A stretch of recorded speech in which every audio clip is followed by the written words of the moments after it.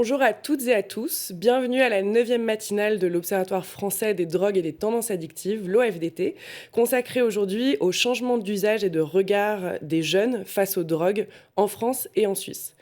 En mars dernier, à l'OFDT, on a publié les résultats de l'enquête Escapade sur la santé et les consommations lors de la journée d'appel et de préparation à la défense.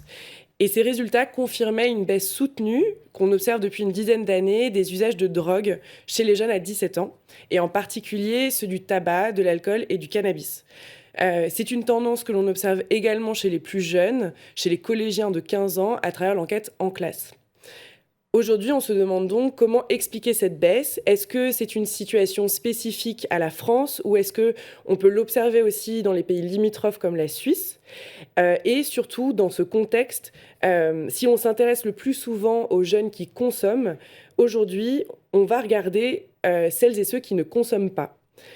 Aujourd'hui donc, nous demanderons pourquoi l'âge d'expérimentation, c'est-à-dire la première fois que l'on consomme une substance psychoactive, recule en France. Y a-t-il des jeunes qui n'expérimenteront jamais de drogue et si oui, qui sont-ils?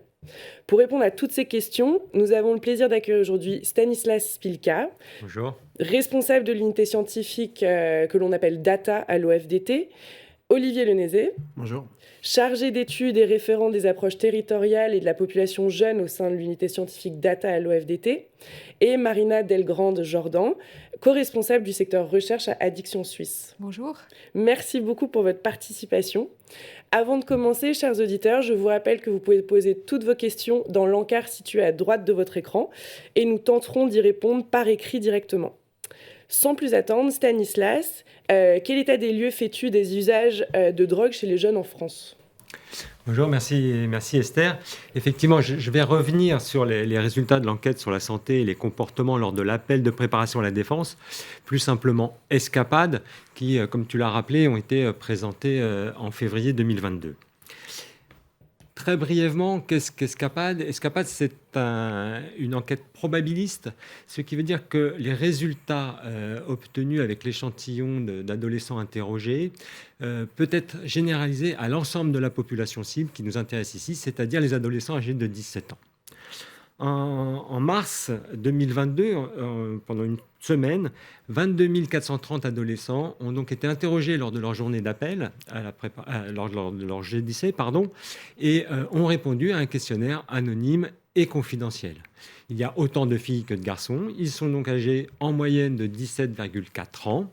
Et la grande majorité d'entre eux, 92%, sont lycéens, mais évidemment, quelques-uns sont en apprentissage, 4%, et une partie faible également de 4%, est sortie du système scolaire, soit en emploi, soit en recherche d'emploi, en parcours d'insertion ou déscolarisés, c'est-à-dire en train de plus ou moins arrêter leur scolarité. Alors, je vais dans un premier temps évoquer les trois produits les plus expérimentés et consommés à l'adolescence, que sont les cigarettes de tabac, les boissons alcoolisées et le cannabis. Sur ce premier graphique, je m'intéresse et je reviens sur l'évolution des niveaux de cigarettes de tabac à 17 ans entre 2000, c'est la date à laquelle a été réalisée pour la première fois l'enquête Escapade, et 2022, le dernier exercice réalisé. Sur la courbe supérieure, en jaune, on va d'abord regarder qu'est-ce qui s'est passé entre les deux dernières enquêtes, 2017-2022. Ce plan sera systématique pour l'alcool et le cannabis.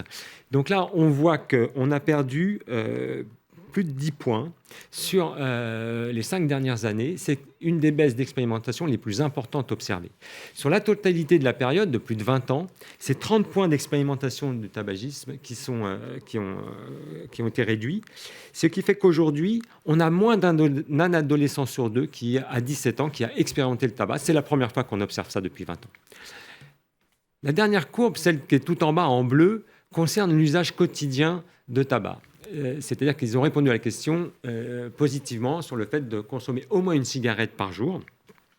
Et là, on voit également une baisse importante de 10 points. On est passé entre 2017 et 2022 de 21% à 15,6% d'usagers de tabac quotidien.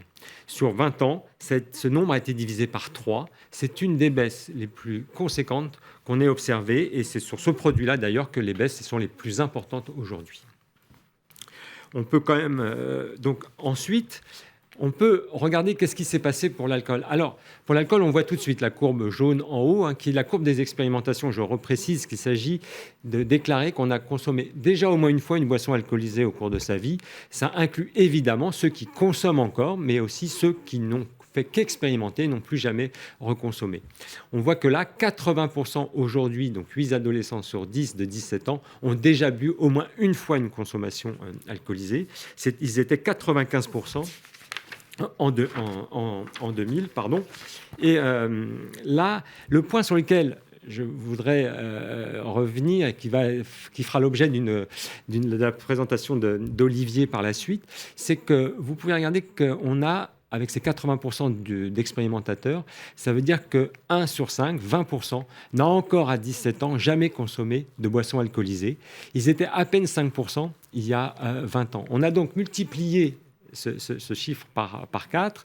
Et ça, c'est un point qui nous semble extrêmement important et qui participe de cette baisse, même si on peut, comme le voir ici, il y a encore une grande diffusion des consommations. Alors, à l'adolescence, on n'observe pas, à 17 ans, d'usage quotidien de boissons alcoolisées. C'est moins de 1%. Par contre, ce qu'on regarde, c'est l'usage régulier qui consiste à déclarer avoir bu au moins 10 fois une boisson alcoolisée au cours des 30 derniers jours. On voit là qu'aujourd'hui, ça concerne 7,2% des adolescents de 17 ans. C'est en légère baisse, ils étaient 10% il y a 20 ans. Il y a quand même là encore, je dirais, une consommation d'alcool relativement importante. Quand je dis au moins 10 fois, ça peut être plus que ça. Ça fait quand même plus d'une fois par semaine, voire 2 fois chaque week-end, en fait. Donc ça peut représenter des consommations d'alcool encore importantes. Ensuite, on regarde le troisième produit qui est celui également le plus expérimenté à l'adolescence, qui concerne le cannabis. Alors, le cannabis, on voit aujourd'hui aussi une baisse conséquente de 10 points. On est passé de 39% en 2017 à 29%, à 30% d'expérimentateurs aujourd'hui en 2022. Donc là aussi, c'est une baisse importante qui s'est amorcée en 2014 et qui s'est donc poursuivie, voire accentuée sur les dernières années. En revanche, si on regarde l'usage régulier, c'est là encore la dernière courbe en bleu, on voit cet usage régulier de cannabis est bien plus faible que l'usage d'alcool, puisque c'est 3,8% des adolescents qui disent avoir fumé du cannabis au moins 10 fois au cours des 30 derniers jours. Ils étaient 10% il y a 20 ans, c'est quand même là aussi une baisse conséquente de ces usages réguliers de cannabis, qui nous semble un point très positif. Alors, cette baisse des usages de cannabis, il faut vraisemblablement la mettre en lien avec celle du tabagisme, puisque il faut savoir qu'aujourd'hui en France, encore majoritairement, c'est la forme fumée du cannabis, que ce soit de l'herbe ou de la résine, qui est consommée par les adolescents. Et donc, une moindre expérimentation, une moindre consommation de tabac entraîne vraisemblablement une moindre consommation de cannabis.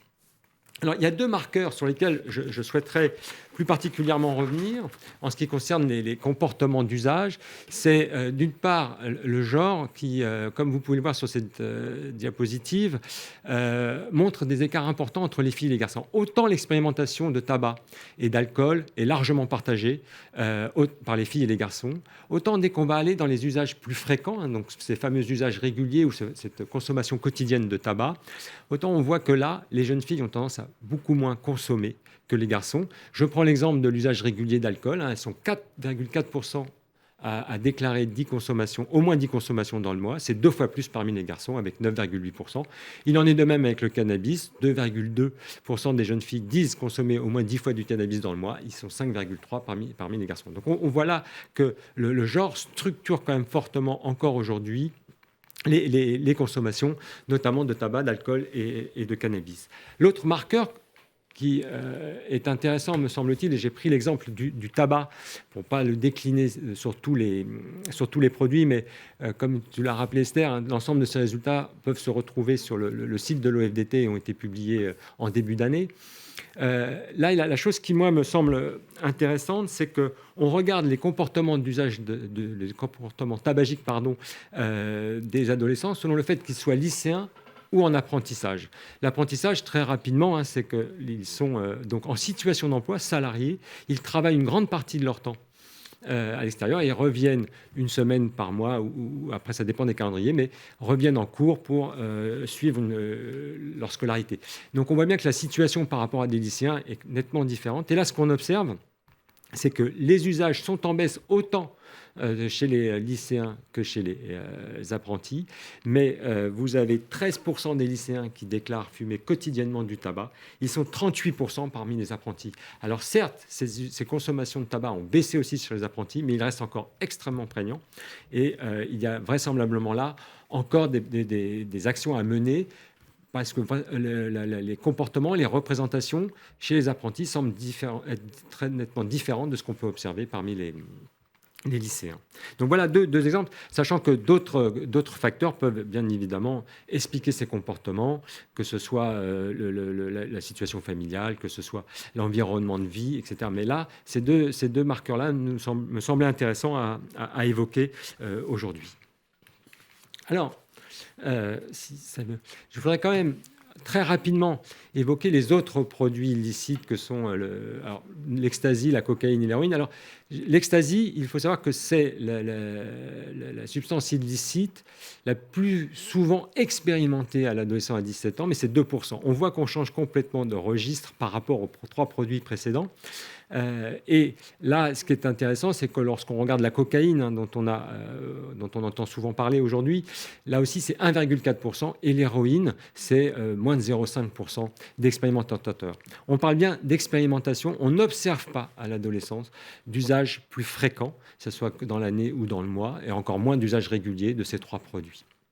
En revanche, ce qu'on peut regarder, vous regardez la courbe verte, qui montre une tendance intéressante, puisqu'effectivement, on a vu au cours de ces 20 dernières années progresser l'expérimentation de cocaïne, mais aujourd'hui, depuis 2014, s'est amorcée une baisse tendancielle qui se maintient et qui s'est même accentuée au cours des 5 dernières années.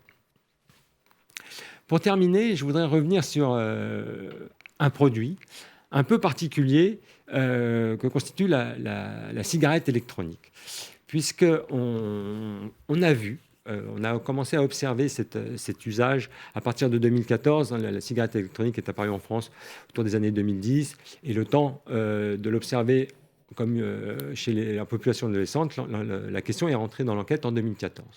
Ce que vous pouvez voir et ce qu'on constate là, c'est une progression de son expérimentation à 17 ans, puisqu'elle est aujourd'hui de 57%, c'est-à-dire qu'après l'alcool, c'est le premier produit expérimenté et bien largement devant les produits du tabac.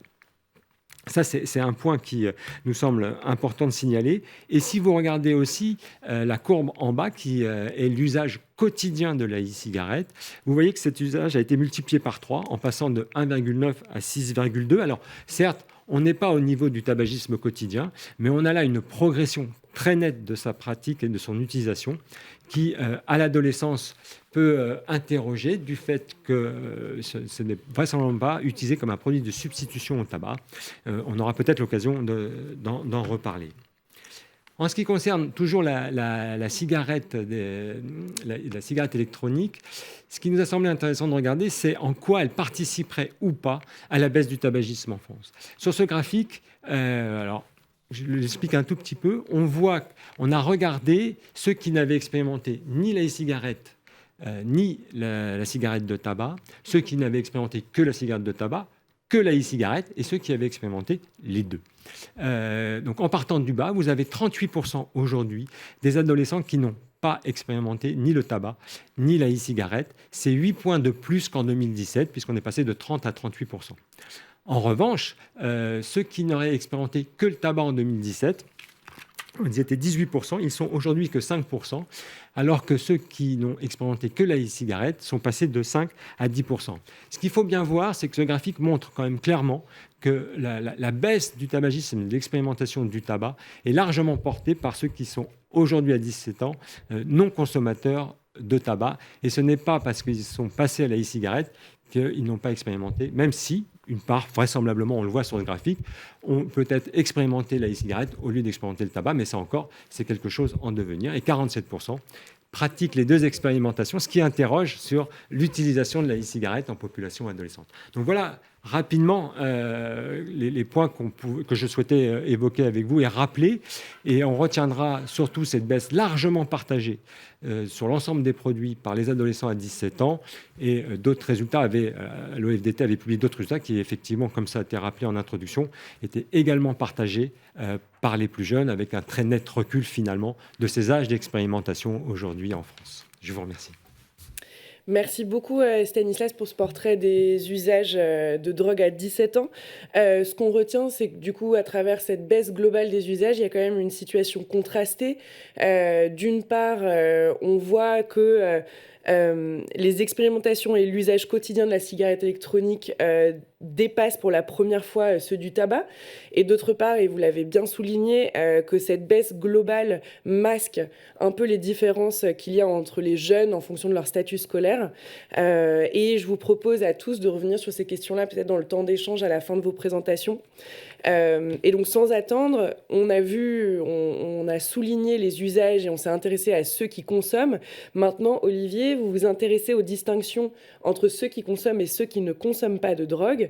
Est-ce qu'on peut aujourd'hui caractériser ces profils des non-consommateurs ? Merci Esther. Oui, en effet, je vais essayer de répondre à cette question. Et pour cela, je vous propose un éclairage un peu sur cette catégorie de jeunes qui finalement on a peu étudié à l'Observatoire. Je parle des non-consommateurs et plus précisément des non-expérimentateurs, pour aussi appeler abstinents, mais moi je parlerai de non-expérimentateurs aujourd'hui. Clairement, regardez leur évolution au cours des 10 dernières années, oui, et regarder leur profil et voir si ce profil a évolué entre les dernières enquêtes. Donc, dans un premier temps, en préambule, rappeler la polyexpérimentation des 3 principaux produits que Stanislas a présentés juste avant, que sont le tabac, l'alcool et le cannabis. En 2022, voilà comment se répartissent les jeunes de 17 ans. La grande majorité des jeunes, donc, il y a un quart des jeunes, disons, qui ont expérimenté encore les 3 produits, 27,2%. Mais on a aussi une part des jeunes, c'est les 17,6%, qui n'ont jamais consommé de tabac, d'alcool, de cannabis au cours de leur vie. C'est évidemment cette proportion qui va nous intéresser plus particulièrement dans cette présentation. On remarque également que je vous ai présenté les autres catégories, ceux qui ont pris de l'alcool uniquement, ils sont quand même 34%. Et puis après, il y a le binôme alcool-tabac aussi qui est assez important. Et les autres catégories sont plus anecdotiques. Cette répartition, elle a fortement évolué dans le temps. Et c'est ce que je vous propose de regarder sur ce diapositive, où là, je présente sur les 4 dernières enquêtes d'Escapade, entre 2011 et 2022, la répartition des jeunes selon leur expérimentation des 3 principaux produits. Ce qui est intéressant, c'est que on voit bien qu'en 2022, donc 17,6% des jeunes n'ont jamais expérimenté de produits psychoactifs, en tout cas les 3 principaux. Ils étaient que 6,7%. C'est quasiment multiplié par 3 en l'espace de 10 ans. Et on voit que cette évolution, elle est relativement progressive, puisqu'on est passé à 8 en 2014, puis à 12 en 2017. La catégorie qui est tout en haut, ce sont les jeunes qui, eux, au contraire, ont consommé au moins un des 3 produits au cours du mois. Donc j'explique, parce que on a donc les 17,6% du 22, c'est ceux qui n'ont jamais rien pris. Les 20,8, c'est ceux qui auraient pris au moins un des 3 produits, mais qui n'en ont pas consommé dans le mois. C'est ce qu'on appellerait, donc ce que j'appellerais après les expérimentateurs non consommateurs. Et les 61,6%, ce sont les consommateurs au cours du mois qui ont pris au moins un des 3 produits. Et là, on voit aussi une forte évolution dans le temps, puisqu'on est passé donc de 80% en 2011 à 61,6%, donc presque une perte de de 20 points de pourcentage, ce qui est énorme en 10 ans. Donc on voit bien que, avant de parler des profils, qu'on a déjà, en termes d'évolution, en termes de nombre de jeunes concernés, on n'est plus du tout sur les mêmes ordres de grandeur. Et je me permettrais même de rappeler que si on allait même plus loin que 2011 jusqu'en 2000, les chiffres seraient encore plus bas. On serait vraisemblablement autour de 4% de jeunes qui n'ont pris aucun des 3 produits, donc encore en dessous des 6,7 de 2011.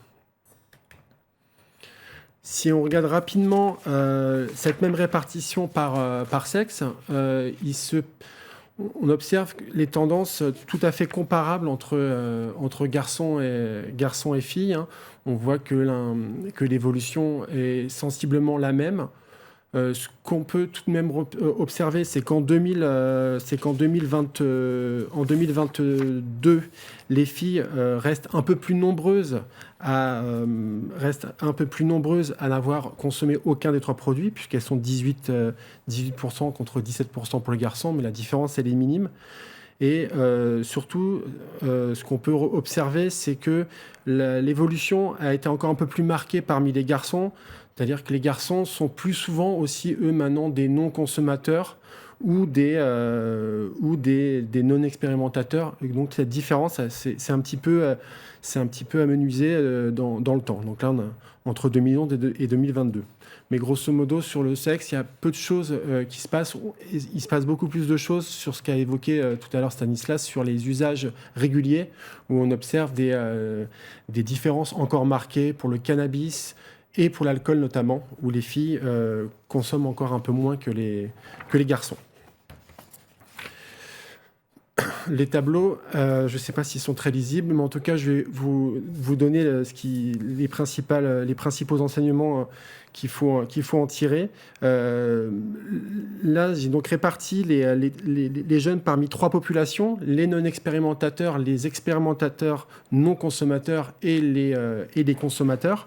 Et pour chacune de ces 3 populations, j'ai regardé leurs caractéristiques. Donc là, en l'occurrence, le genre et la situation scolaire. Ce qui apparaît, c'est que concernant le genre, en tout cas pour le tabac et l'alcool, comme je l'ai un petit peu évoqué juste avant, il se passe peu de choses. Enfin là, on est sur 2022. Il y a peu de différence, en fait, finalement, entre les expérimentateurs et les non-expérimentateurs. Il y a une petite différence sur le cannabis où on voit qu'il y a une légère surreprésentation des filles parmi les non-expérimentateurs et donc, effet mécanique, une légère surreprésentation des garçons parmi les consommateurs. Là où c'est le plus intéressant, c'est sur la situation scolaire que Stanislas a évoqué, à savoir le fait qu'ils soient élèves, apprentis ou les jeunes qui sont dans une situation de déscolarisation, avec des situations qui peuvent être relativement diverses. Mais la grande majorité des jeunes à 17 ans sont des élèves, et c'est encore plus vrai parmi les non-expérimentateurs, puisqu'on est aux alentours de entre 94 et 95% selon les produits d'élèves parmi les non-expérimentateurs, alors qu'on descend des fois jusqu'à 80, on peut aller jusqu'à 85%, par exemple pour le tabac, parmi les consommateurs. Donc on voit qu'il y a une vraie différence de profil selon sa consommation, selon la consommation des 3 produits. Et bien sûr, effet mécanique, encore une fois, les apprentis sont nettement plus représentés parmi les consommateurs, que ce soit tabac, alcool ou cannabis. Une autre manière d'appréhender les jeunes, c'est de regarder leur zone, la taille d'agglomération dans laquelle ils vivent. Et là, on observe des choses assez intéressantes, puisqu'on observe une surreprésentation des jeunes qui habitent dans les grandes agglomérations parmi les non-expérimentateurs. À l'inverse, on observe une surreprésentation des jeunes qui sont en milieu rural parmi les jeunes consommateurs. Donc voilà, il y a vraiment un effet aussi assez fort qu'on retrouve principalement sur le tabac et l'alcool, et assez peu finalement sur le cannabis, qui est un produit qui est visiblement, dont la diffusion, l'expérimentation et un peu la consommation, après il faudra voir plus finement sur l'usage régulier a l'air d'être relativement bien répartie selon les tailles d'agglomération. On observe une évolution donc assez nette de la proportion des jeunes qui sont élèves parmi les non-consommateurs entre 2011 et 2022, puisqu'on est passé de 87 à 95%. Évidemment, on voit une proportion de jeunes apprentis ou en situation ou déscolarisés qui a, elle, fortement baissé. Donc voilà, la tendance, les élèves sont plus présents parmi les non-expérimentateurs et en plus cette tendance s'accentue nettement dans le temps.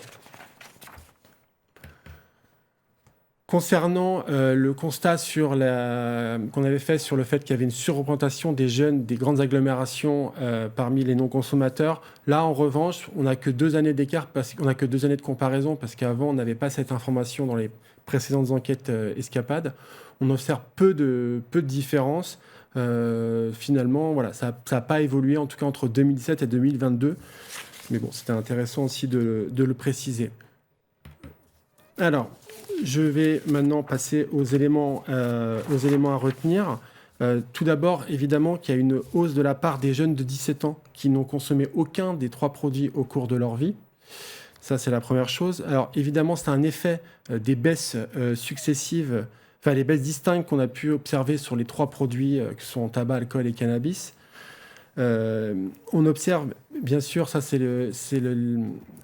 la chose importante à retenir, c'est la surreprésentation des élèves par rapport aux apprentis déscolarisés parmi les jeunes qui ne consomment pas, enfin, ou même qui n'ont jamais expérimenté de produits psychoactifs, et une accentuation assez nette de cette surreprésentation entre 2011 et 2022.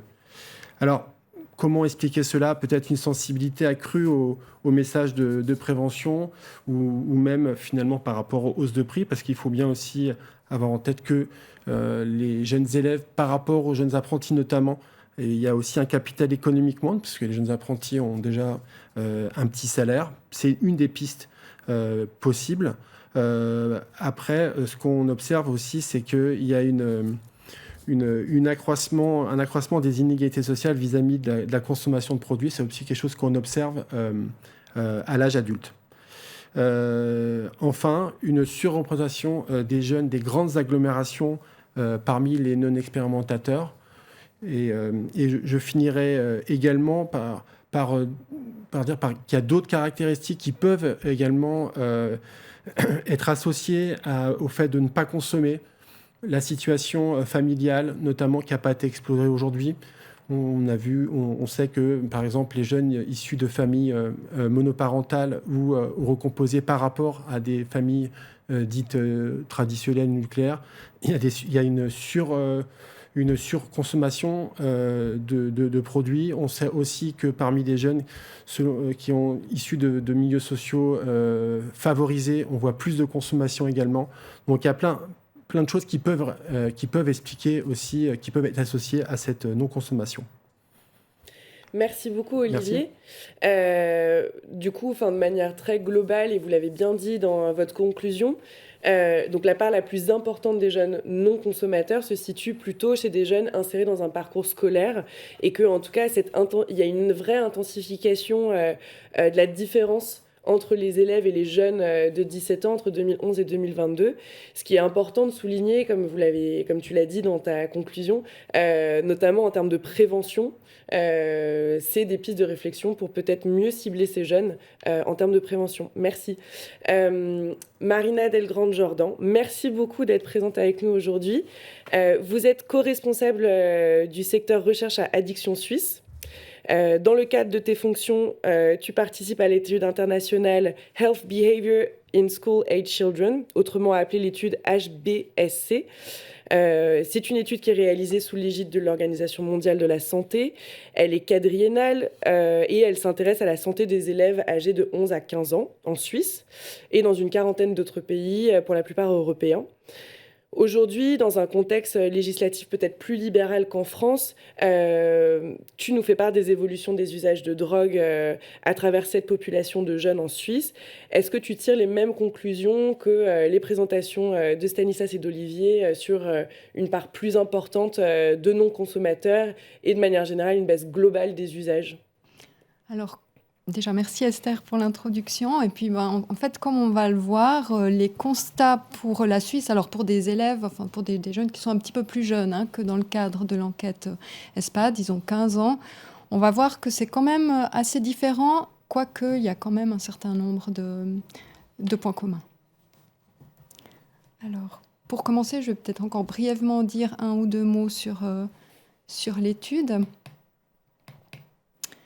Donc, comme tu l'as dit, il s'agit d'une étude internationale placée sous l'égide de l'Organisation mondiale de la santé.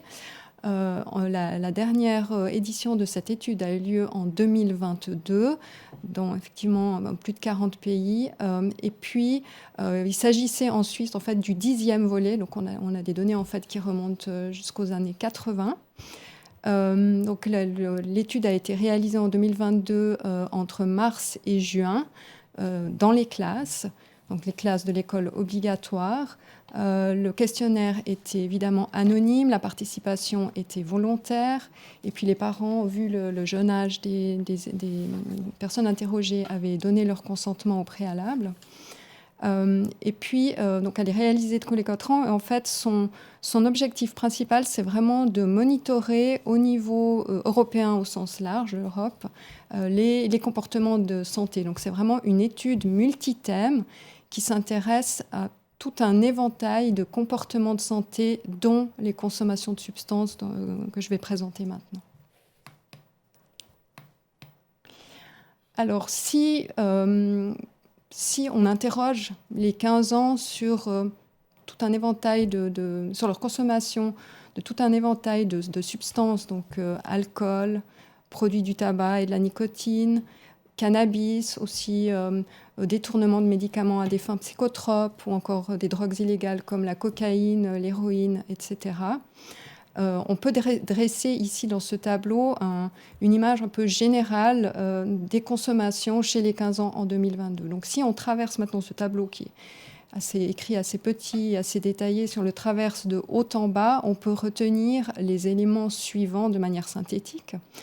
Tout d'abord, ce que l'on voit, c'est qu'en 2022, un quart des 15 ans n'avaient consommé aucune des substances que j'ai mentionnées. Donc en fait, seulement un quart.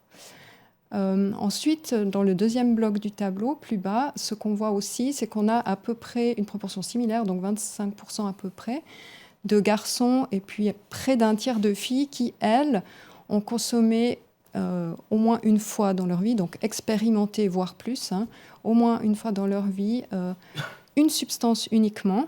Alors, il s'agit la plupart du temps de l'alcool, très largement la plupart du temps de l'alcool, mais aussi, dans une certaine mesure, on a un certain nombre de 15 ans qui n'ont pas consommé d'alcool, mais qui par contre ont consommé des produits du tabac et de la nicotine. Donc ça, c'est pour les usages uniques. Ensuite, dans le bas du tableau, on a, ça représente à peu près la moitié des garçons de 15 ans, et puis environ 40 et quelques % des filles de 15 ans. Ce sont des jeunes qui ont expérimenté au moins 2 des substances que j'ai mentionnées. Il s'agit, alors l'alcool est de manière logique très souvent impliqué dans les polyexpérimentations.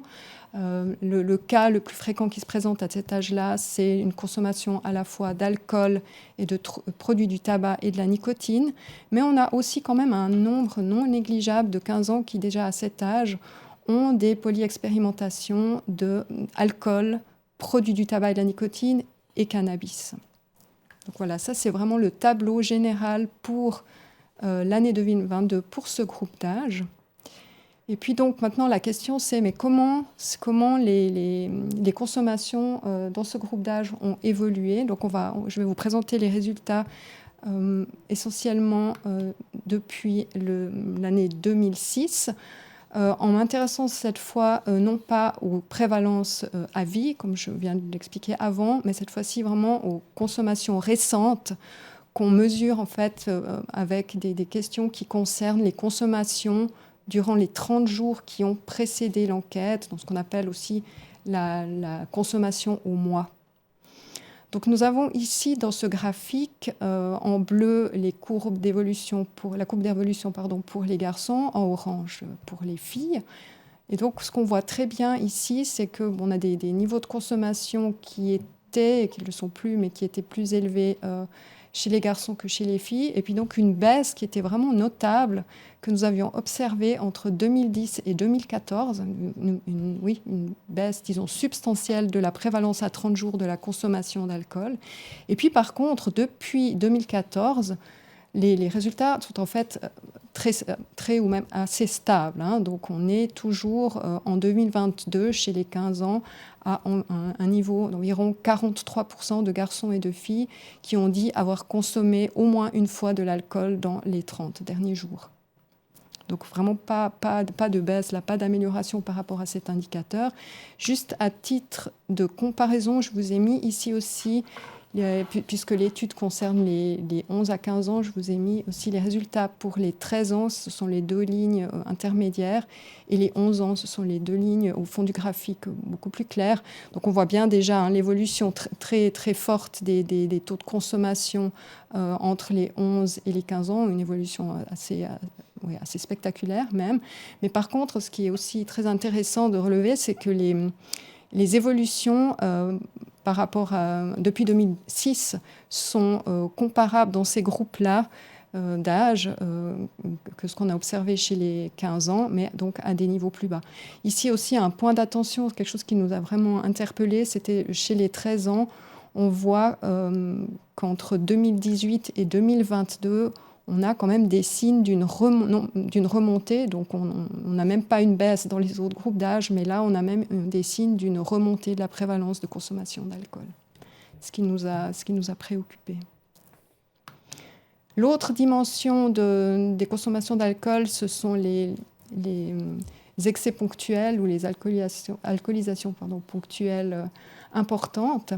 Et là, on a posé la question uniquement aux 15 ans, donc je n'aurai pas les chiffres pour les 11 et 13 ans. Mais là, on observe en fait la même courbe avec cette baisse assez substantielle entre 2010 et 2014, et puis depuis une relative stagnation. Donc on a toujours en 2022, en Suisse, chez les 15 ans, environ un quart des garçons et des filles qui ont dit avoir eu un excès ponctuel au moins une fois dans les 30 derniers jours, sachant que dans le cadre de l'étude, nous définissons ces excès ponctuels par la consommation d'au moins 5 boissons alcooliques en une même occasion, donc dans un bref laps de temps. Donc quand même un niveau qui reste, des prévalences qui restent quand même à un niveau élevé depuis 2014. Pour ce qui est de la consommation de la cigarette de tabac, on le voit de manière assez évidente. La courbe d'évolution est aussi comparable à celle de l'alcool, avec cette baisse entre 2010 et 2014, et puis cette stagnation jusqu'en 2022, donc pas d'amélioration là. Avec chez les garçons de 15 ans, 14% qui ont consommé ce produit au moins une fois dans les 30 derniers jours, et puis 17% chez les filles. Voilà, là, c'est les chiffres de nouveau pour les 13 et 15 ans, avec des prévalences plus basses, même courbe d'évolution, et c'est aussi un point d'attention là chez les 13 ans, où on a aussi ces signes à la hausse qui nous préoccupent. Maintenant, le cannabis. Alors, j'ai mentionné ici le cannabis illégal parce qu'il faut préciser qu'en Suisse, les produits du cannabis ne sont pas illégaux s'ils contiennent moins de 1% de THC. Donc on a ici les chiffres pour le cannabis illégal. Et là, par contraste quand même un petit peu avec ce qu'on a vu pour l'alcool et puis les produits, les cigarettes du tabac, la courbe est plate. Enfin, on a en fait une stagnation déjà depuis 2006. Voilà. Et en 2010, on avait même plutôt une légère augmentation chez les garçons. Donc on a en 2022 des prévalences de consommation de cannabis illégal chez les 15 ans qui sont de l'ordre de 12% chez les garçons et 8% chez les filles. Je peux encore juste préciser là que justement les consommations de produits du cannabis légaux, donc ce qu'on appelle chez nous le CBD, sont plus basses que celles du cannabis illégal. Alors jusqu'à maintenant, on a vu que tout était relativement stable. L'image va être différente en ce qui concerne la cigarette électronique. Alors là, c'est complètement autre chose par rapport à ce que je viens de dire jusqu'à présent. Par contre, on retrouve alors une similitude très claire avec ce qui est observé en France dans le cadre de l'étude Escapade chez les plus âgés. Donc la question, on avait posé pour la première fois en 2018. On avait déjà en 2018 des prévalences à 30 jours qui étaient plus élevées pour les cigarettes que pour la cigarette du tabac. Mais alors là, en 2022, on a vraiment une augmentation déjà significative chez les garçons, mais un doublement carrément chez les filles de la prévalence de cigarettes. Donc là, on a, comme on l'a d'ailleurs vu un petit peu aussi pour les autres substances, on a vraiment les filles qui rattrapent les garçons. De manière générale, là où je ne vais pas rentrer dans tous les détails, mais cette observation qu'on a faite entre 2018 et 2022 pour l'e-cigarette, elle s'applique également pour d'autres produits nicotiniques. Donc on a par exemple un triplement de prévalence de consommation à 30 jours pour les produits du tabac chauffé, donc les heat not burn. Et puis, on a alors des multiplications de prévalence aussi pour le snooze. En fait, le seul produit pour lequel on a observé une baisse dans le cadre de l'étude HBSC 2022, c'était la pipe à eau. Donc là, vraiment des chiffres aussi qui sont des augmentations très, très importantes, avec les filles effectivement, qui ont des augmentations plus fortes et donc qui effectivement se rapprochent des garçons. Voilà. Puis maintenant, encore juste un mot concernant les consommations fréquentes. Alors, comme l'a dit Stanislas avant, le critère pour définir la consommation fréquente, c'est 10 fois ou plus, 10 consommations ou plus dans les 30 derniers jours. Donc là, les prévalences, les chiffres sont évidemment plus bas que ce que je vous ai présenté jusqu'à maintenant, mais on a ici, depuis 2006, de manière synthétique, les résultats pour les principales substances consommées par les jeunes, donc l'alcool, la cigarette du tabac, la cigarette électronique et le cannabis illégal. Et là aussi, on constate que cette stagnation des résultats ne concerne pas seulement la prévalence à 30 jours, mais vraiment aussi les consommateurs réguliers ou fréquents. Donc on n'a pas non plus d'amélioration par rapport aux jeunes qui, eux, consomment fréquemment ces produits. Voilà. Et, voilà. Ça, je pense que c'est important aussi de dire que par rapport à l'évolution, c'est surtout au niveau de l'e-cigarette qu'on a une forte augmentation de la consommation fréquente chez les filles. Et aussi chez les garçons, mais surtout chez les filles. Ce qui n'est pas le cas pour les autres. Voilà. Peut-être, avant, j'oubliais, peut-être un mot aussi encore sur la consommation quotidienne à cet âge. Alors, comme ça a été dit auparavant, chez les 17 ans, elle est peu fréquente. Chez les 15 ans en Suisse, elle est aussi très peu fréquente. Pour l'alcool et le cannabis illégal, on n'a pratiquement aucun élève qui nous a répondu et consommé quotidiennement, tandis que pour l'e-cigarette, on est à peu près à 7% de consommateurs, 3% de consommateurs quotidiens. Et puis pour la cigarette du tabac, à peu près 2%. Donc c'est nettement plus bas.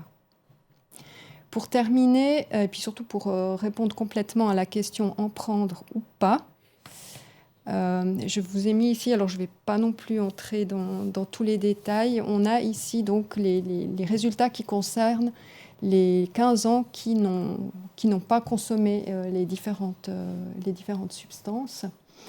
Et puis, alors, on voit vraiment des différences entre les filles et les garçons. De manière synthétique, ce qu'on peut retenir pour les garçons, c'est que les parts de non-consommateurs de ces différents produits sont légèrement à la baisse ou stables, tandis que chez les filles, on a vraiment soit une stabilité au niveau des non-consommatrices, mais par contre une baisse par rapport par rapport à l'e-cigarette. Donc là, on a aussi vraiment des résultats qui sont très différents, les filles et les garçons, avec des évolutions qui vont pas dans le même sens. Voilà, donc pour conclure, ce qu'on peut retenir, c'est, comme je l'ai dit tout au début de ma présentation, environ un quart des 15 ans en Suisse en 2022 n'avaient consommé aucune substance psychoactive. Contrairement à ce qu'on observe en France, on a vraiment pour la plupart des produits pas vraiment d'évolution depuis 2014. On n'a par exemple pas de baisse de la cigarette, du tabac, alors qu'on a une forte augmentation par contre de l'e-cigarette. Et puis ce rapprochement petit à petit, mais assez clair, des comportements, des usages des filles par rapport aux garçons. Voilà, c'était ça pour la Suisse. Merci beaucoup Marina pour cet état des lieux et des usages de drogue chez les 11-15 ans en Suisse. Vous soulignez qu'il y a vraiment une hausse ou une stabilisation des usages et notamment une hausse de la cigarette électronique qui est portée par les filles, qui est aussi un résultat, une conclusion en tout cas d'Escapade 2022. Maintenant, je vous propose d'échanger autour de 2-3 questions. Donc n'hésitez pas, Olivier, Stanislas, Marina, de participer à cet échange et de rebondir. Tout d'abord, sur la première question, comment on peut expliquer les différences d'usage chez les jeunes entre la Suisse et la France ?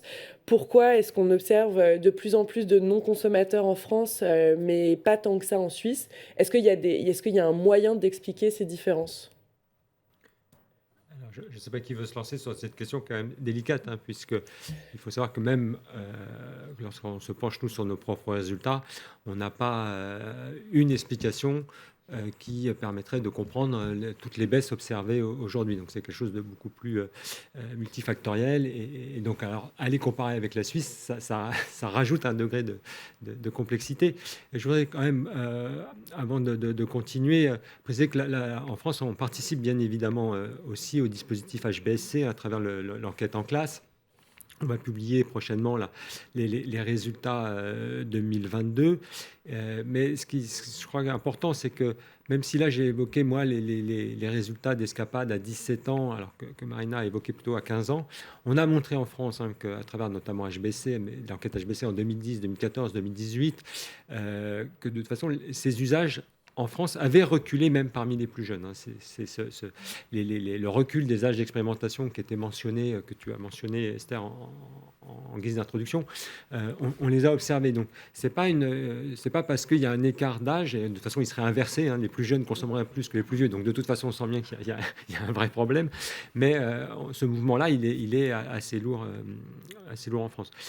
Après, les éléments, il y a un élément qui peut être peut-être, et Marina pourra confirmer, c'est il y a quand même un cadre législatif et un environnement général, que ce soit au niveau du marketing, enfin de ce qu'on peut faire ou pas faire, un peu différent, me semble-t-il, entre la France et la Suisse. Pour le tabac, on a quand même une hypothèse relativement forte, c'est que ça fait depuis les premières lois E20 ou les premières lois Veil une vraie volonté d'une politique continue, puisque de hausse de prix, d'interdiction de consommer dans les espaces publics, du paquet neutre, puisque encore tous les pays d'Europe ne sont pas encore passés au paquet neutre. Donc il y a quand même un environnement en France qui explique que chez les plus jeunes, on ait réussi un peu à mettre à distance la cigarette. Alors après, les législations, mais peut-être qu'Olivier pourra rebondir, ça ne fait pas tout. C'est pas parce qu'on interdit un accès, parce qu'il y a une interdiction de vente aux mineurs. Moi, je pense que maintenant, tout le monde le sait. Mais en tout cas, pour le tabac et l'alcool, il y a une interdiction de vente aux mineurs. Mais ce n'est pas simplement un problème d'accès, c'est aussi l'image que ça renvoie et les représentations que ça peut favoriser dans les jeunes générations qui ont cet interdit et cet accès. Je ne sais pas si... Oui, clairement, c'est assez net sur le tabac et même sur l'alcool, même à travers des enquêtes même qualitatives qu'on peut faire à partir d'entretiens auprès de jeunes.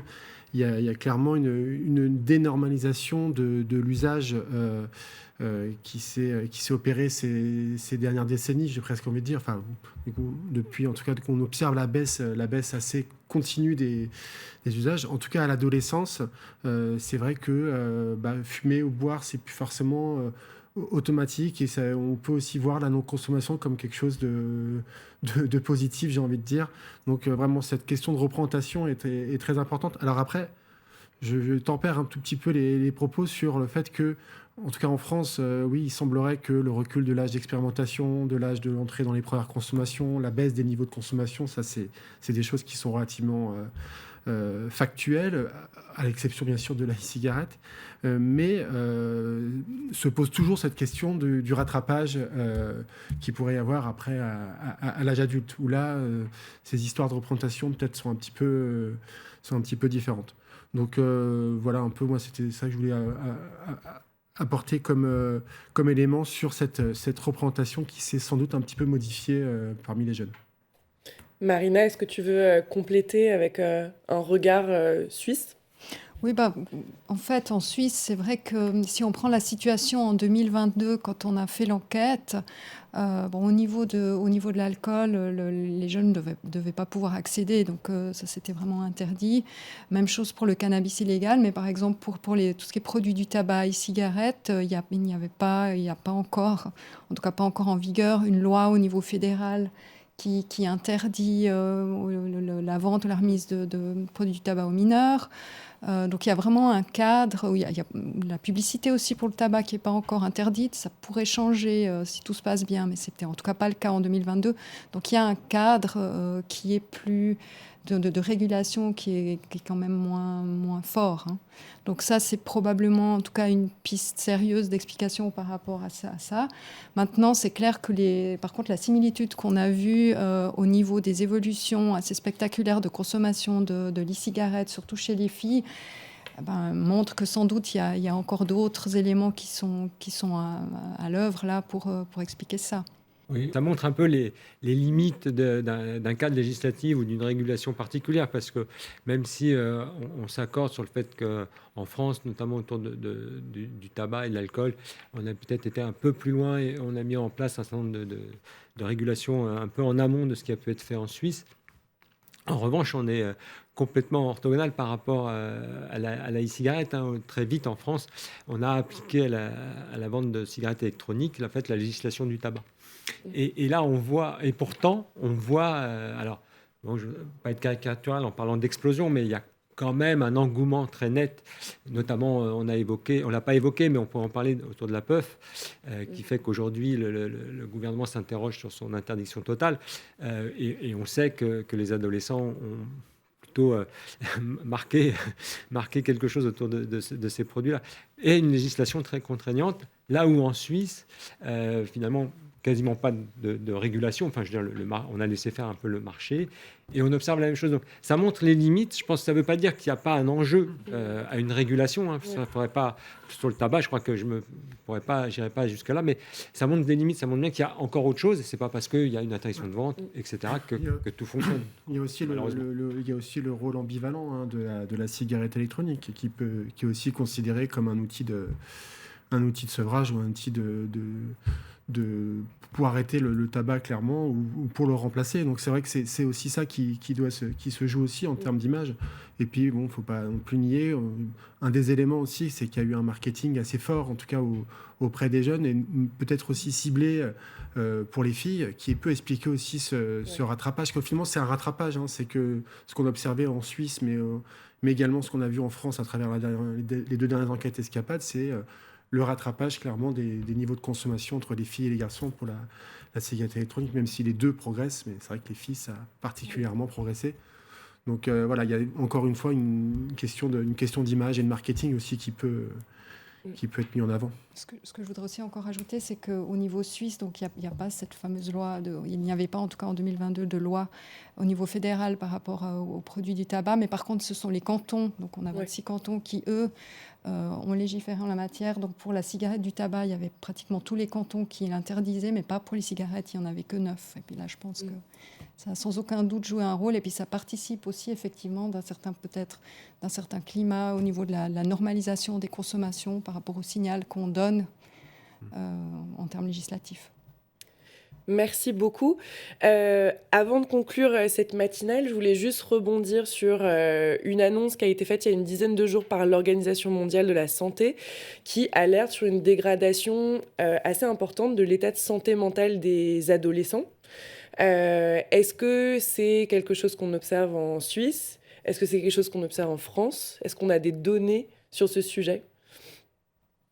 Ouais, peut-être déjà, je Oui. crois que ça concerne, je ne crois pas, je suis sûr, ça concernait également des données HBSC, hein, puisque Oui. comme l'avait expliqué Marina, cette enquête n'est pas centrée, peut-être contrairement à Escapade, principalement sur les usages, hein, mais ça, c'est bien plus large, sur les comportements de santé des plus jeunes.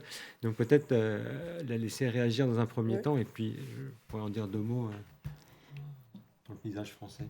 Oui, alors effectivement, donc, l'étude HBSC, elle comporte un certain nombre de questions un petit peu générales sur la perception du bien-être, de la santé. Et puis d'ailleurs, en lien avec la pandémie, nous avions aussi ajouté dans le cadre de l'étude toute une série de questions complémentaires, hein. Donc on peut quand même observer l'évolution par rapport à 2018. Et puis là, les évolutions sont vraiment défavorables au niveau de, pour ainsi dire, tous les indicateurs de bien-être, de santé, en tout cas tels que les jeunes le perçoivent. Et puis, pour ce qui est de la Suisse, on a des péjorations chez les garçons, mais alors chez les filles qui sont nettement plus marquées. En 2022, pareil, pour prendre juste un exemple, si vous demandez aux filles si elles sont satisfaites de leur vie, vous avez moins de la moitié qui vont vous répondre qu'elles sont très satisfaites, par exemple. Ce qui était, il y a encore 4 ans, c'était davantage. Et quels sont les indicateurs de bien-être qu'on pose Oui.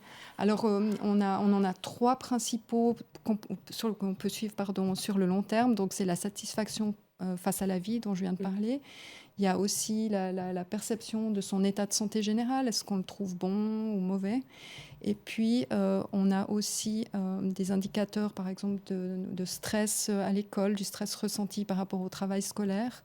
Et en complément, donc en 2022, on a aussi ajouté des questions sur le bien-être émotionnel et, par exemple, le sentiment de solitude aussi en lien justement avec ce qui s'est passé ces dernières années. Mais pour ces indicateurs-là, on n'a pas de suivi à long terme. Merci. Est-ce que à travers Escapade, on peut aussi souligner cette dégradation très importante de la santé mentale des jeunes? Oui, ça on l'a montré. On a quand même là, avec la rapidité avec laquelle l'OMS a souhaité communiquer quasiment un an après les données HBSC, montre bien qu'il y a quelque part une urgence, parce que c'est vraiment rapide. Et on a vu que à travers l'enquête HBSC en France, ces indicateurs-là qui ont été évoqués par Marina se sont aussi dégradés fortement. En fait, je crois que c'est largement partagé. Je crois que c'est ça qu'on peut retenir de la part de cette communication de l'OMS. Mais d'autres publications scientifiques depuis 2-3 ans, elles disent toutes la même chose. Ça, c'est peu remis en cause sur le fait que, sur un plan épidémiologique, la dégradation de la santé mentale de nos adolescents est pas bonne. Ça, c'est indéniable. Après, restent les travaux pour comprendre le pourquoi et le comment. Ça, c'est encore une autre question. Et on avait montré avec Escapade, compte tenu de l'enjeu autour de ces années Covid et de ce que la population mondiale, qu'elle soit adulte ou pas d'ailleurs, a connu pour beaucoup des périodes de confinement. On avait développé et on a publié ces données sur l'état de santé de nos adolescents à 17 ans et on a montré qu'il n'était pas bon. On a montré effectivement qu'on s'attend à ce que nos adolescents, cette échelle de comment on perçoit sa santé, on veut, c'est la norme, c'est qu'à 17 ans, à 15 ans ou à 11 ans, on doit être en excellente santé. Et donc là, ce qu'on voit que la part de ceux qui... et ce ressenti, il est important, c'est pas bien sûr, il n'y a pas de diagnostic derrière, c'est ce ressenti, mais celui-là, il est vraiment intéressant. Comme on perçoit sa santé, on voit qu'il n'est pas perçu comme excellente. Il y a une part de la population qui ne le perçoit comme ça, et cette part a augmenté. Ce qui nous avait intéressé dans Escapade, dans ce qu'on a publié, c'est qu'on a, en plus des données mobilisées par l'OMS, on a, nous, une échelle qui permet d'estimer un peu l'anxio-dépressivité des adolescents.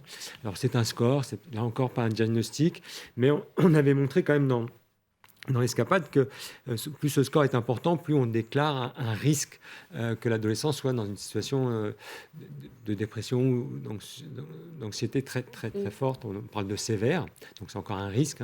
Elle avait doublé entre 2017 et 2022.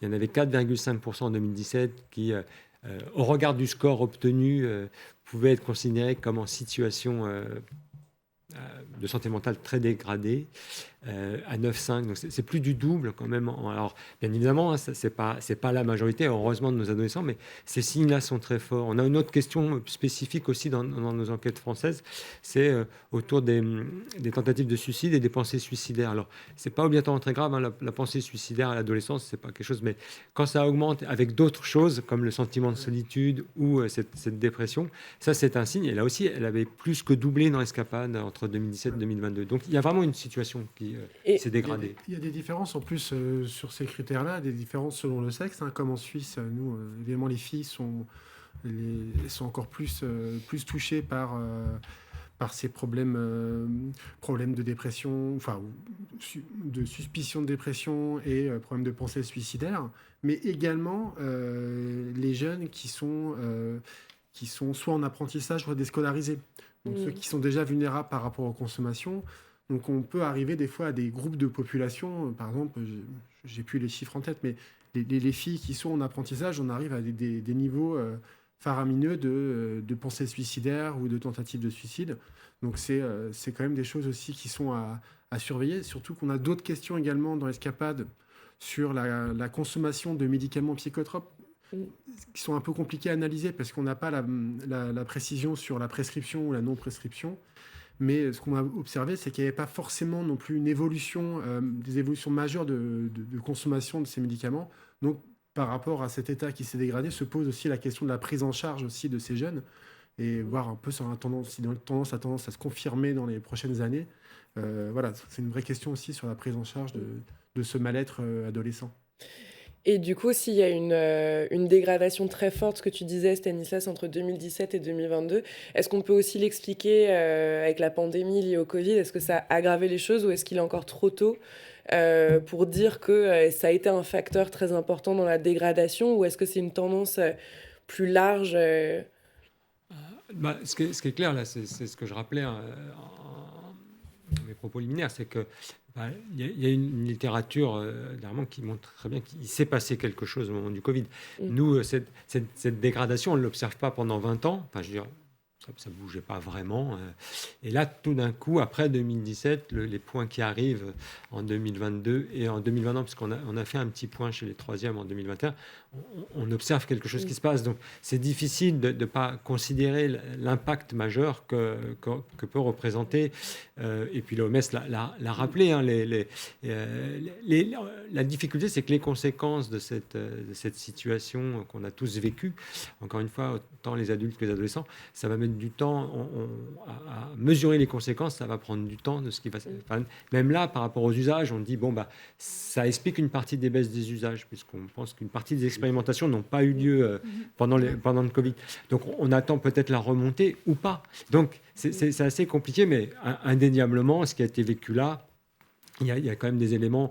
On a vu évoluer des points sur le surpoids à la sortie du Covid qu'on observe aussi dans l'escapade. On voit pour la première fois ces situations augmenter. Donc, il s'est vraiment, je crois que personne peut, on l'a tous ressenti au moins individuellement. Hein.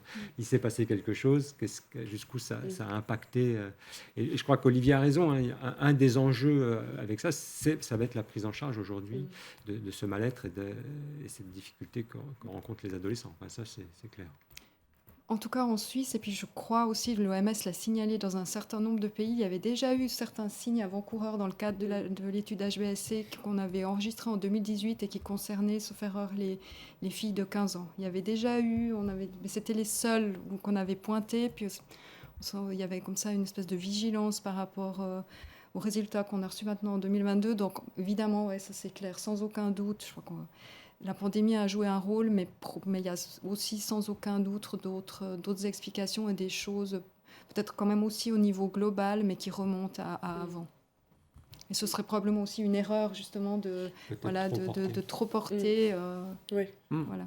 Non, mais après, c'est vrai que ce que tu signalais sur les usages des jeunes filles, là, quand même, ces résultats qui ont été publiés là, par l'OMS, c'est les différences chez les filles. Enfin, j'ai envie de dire, elles ont pris cher, il semblerait, sur ces dernières années, là, parce que c'est elles qui montrent des évolutions, une dégradation parmi les plus fortes. Et c'est un vrai point de vigilance, il me semble.